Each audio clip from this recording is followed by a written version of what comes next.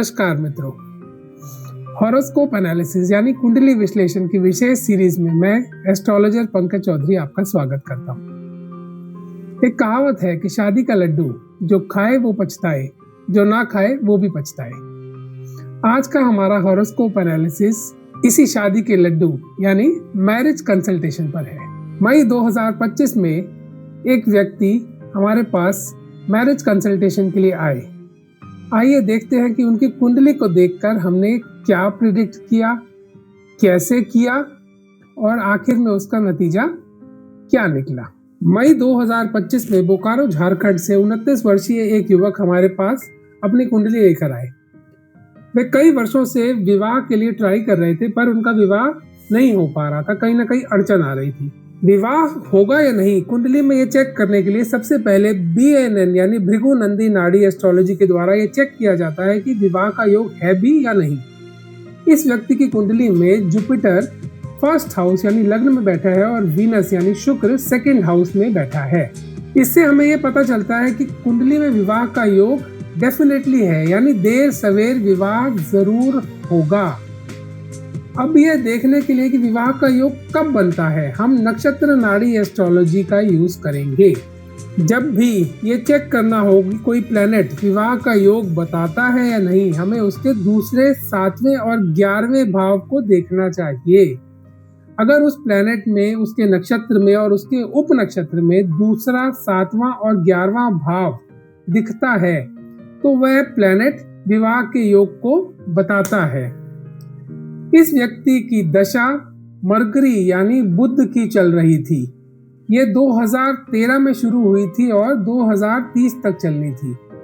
मई 2025 में भुक्ति और अंतरा दोनों जुपिटर के थे। मित्रों, आइए जानते हैं कि विवाह में दूसरा, 7वां और 11वां भाव क्यों देखा जाता है। दूसरा भाव होता है परिवार का। शादी दो इंडिविजुअल्स का मिलन नहीं होता, दो परिवारों का मिलन होता है। वो दोनों इंडिविजुअल्स विवाह के बाद परिवार का हिस्सा बनते हैं, इसलिए दूसरा घर होना अनिवार्य है। 7वां घर होता है जीवन साथी यानी लाइफ पार्टनर का, और शादी बिना लाइफ पार्टनर के संभव ही नहीं है। और 11वां घर होता है लाभ का, विवाह से लाभ का। इसीलिए विवाह में दूसरे, 7वें और 11वें घर के भाव का होना दशा, भुक्ति और अंतरा में बहुत ही आवश्यक है। इस व्यक्ति की कुंडली में बुध की दशा चल रही है और आप देख सकते हैं कि बुध की दशा में दूसरा और 7वां भाव प्रोमिनेंटली दिख रहा है, यानी बुध की दशा विवाह के लिए बहुत अच्छी है।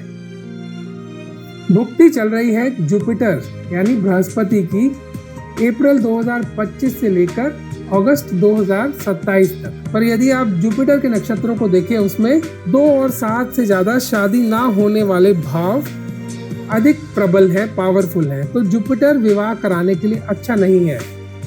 ग्रह बहुत उत्तम है पर भुक्ति अच्छी नहीं है। अंतरा भी जुपिटर का ही है। अब विवाह होने के लिए जरूरी है कि अच्छी दशा के साथ कम से कम एक अंतरा अच्छा हो, पावरफुल हो, जो विवाह कराने में सहायक। उसके बाद शनि का अंतरा अगस्त 25 से दिसंबर 2025 तक था, वो भी शादी के लिए अनुकूल नहीं था। 23 दिसंबर 2025 से बृहस्पति की भुक्ति में बुध का अंतरा लग रहा था, जो विवाह के लिए बहुत अनुकूल था, फेवरेबल था। इस अंतरे के बाद अगला अंतरा केतु का था, अप्रैल 26 से जून 26 तक, और उसके बाद शुक्र का अंतरा था 7 जून 2026 से 22 अक्टूबर 2026 तक। शुक्र का अंतरा हालांकि शादी के लिए फेवरेबल नहीं है, परंतु शुक्र के पास एक स्पेशल पावर होती है कि वो शादी करवाने में सक्षम होता है यदि वह 25% फेवरेबल हो तब भी। तो हम ये देखते हैं कि लगातार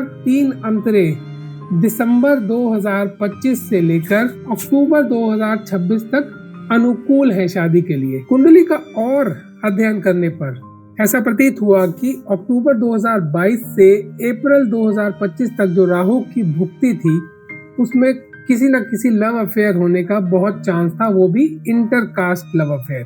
जब हमने उस व्यक्ति से पूछा तो उन्होंने ये माना कि हाँ, उनका ऑफिस की एक कुलीग से अफेयर था, पर घर वालों की सहमति ना मिलने की वजह से बात आगे नहीं बढ़ सकी और वो इंटरकास्ट अफेयर था। दोस्तों, आप हमें कमेंट्स में बताइए कि हमने उसे कैसे प्रिडिक्ट किया कि राहु की भुक्ति में जो अफेयर हुआ वो इंटरकास्ट होगा। अब हम वापस इस कुंडली पर आते हैं। बृहस्पति और शनि का अंतरा विवाह के अनुकूल नहीं है, इसलिए हमने उस व्यक्ति को सलाह दी कि जब बुध का अंतरा लगे 23 दिसंबर 2025 से उसके बाद वो शादी की बात चलाए तो विवाह फिक्स होने के चांसेस ब्राइट है। और शुक्र के अंतरे में लव मैरिज होने के योग सबसे प्रबल है। इसके साथ साथ ही हमने उस व्यक्ति को बुध और बृहस्पति जिनका की दशा और भुक्ति है उसके लाल किताब के कुछ उपाय भी दिए। मार्च के पहले हफ्ते में उस व्यक्ति का कॉल आया कि उसका विवाह उसी लड़की के साथ तय हो गया है और जून के मिड में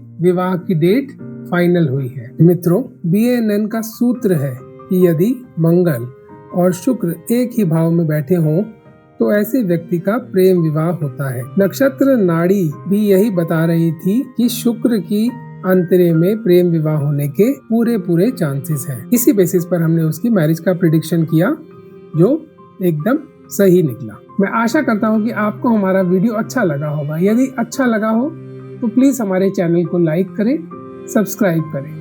थैंक्स फॉर वॉचिंग।